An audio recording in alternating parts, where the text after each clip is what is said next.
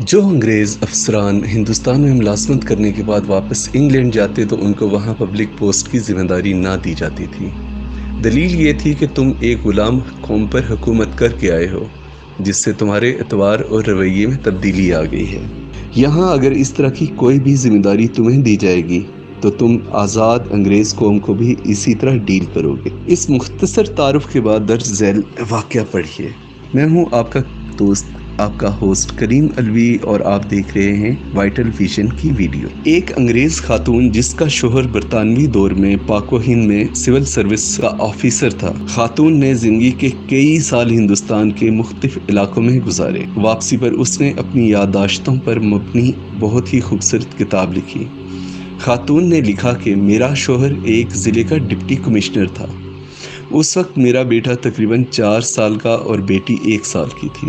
Deputy commissioner کو ملنے والی کئی ایکڑ پر محیط رہائش گاہ پر ہم رہا کرتے تھے۔ ڈی سی صاحب کے گھر اور خاندان کی خدمت گزاری پر کئی 100 افراد مامور تھے۔ روز پارٹیاں ہوتی، شکار کے پروگرام بنتے، ضلع کے بڑے بڑے زمیندار ہمیں اپنے ہاں مدعو کرنا باعث فخر جانتے تھے، اور جس کے ہاں ہم چلے جاتے وہ اسے اپنی عزت افزائی سمجھتا۔ ہمارے ٹھاٹھ ایسے تھے کہ برطانیہ میں ملکہ اور شاہی خاندان کو بھی وہ مشکل سے ہی میسر تھے۔ ٹرین کے سفر کے دوران نوابی ٹھاٹھ سے آراستہ ایک عالیشان ڈبہ ڈپٹی کمشنر صاحب کی فیملی کے لیے مخصوص ہوا کرتا تھا۔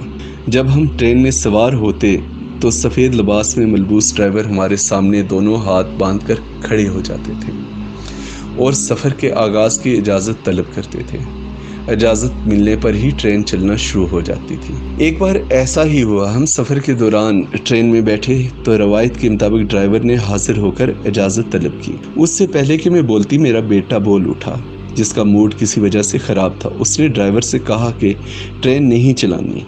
ڈرائیور نے حکم بجا لاتے ہوئے کہا کہ جو حکم چھوٹے صاحب۔ کچھ دیر بعد صورتحال یہ تھی کہ اسٹیشن ماسٹر سمیت پورا عملہ جمع ہو کر میرے 4 سالہ بیٹے سے درخواست کر رہا تھا، لیکن بیٹا ٹرین چلانے کی اجازت دینے کو تیار ہی نہیں ہو رہا تھا۔ بالآخر بڑی مشکل سے میں نے کئی چاکلیٹس دینے کے بعد اس وعدے پر بیٹے سے ٹرین چلوانے کی اجازت دلائی تو سفر کا آغاز ہوا۔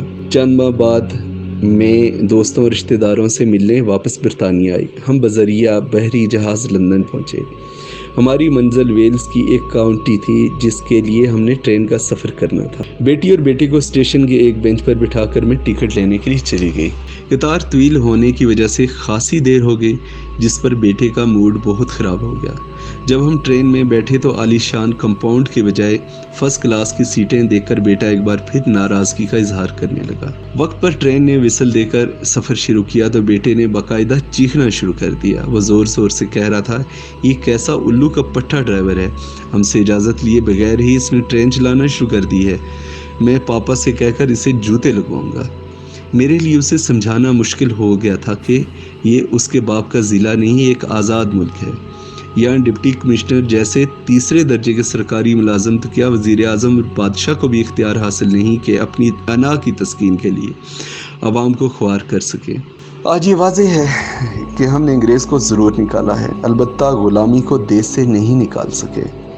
یہاں آج بھی کئی ڈپٹی کمشنر، ایس پیز، وزیر، مشیران، سیاستدان، جرنیل صرف اپنی انا کی تسکین کے لیے عوام کو گھنٹوں سڑکوں پر ذلیل و خوار کرتے ہیں۔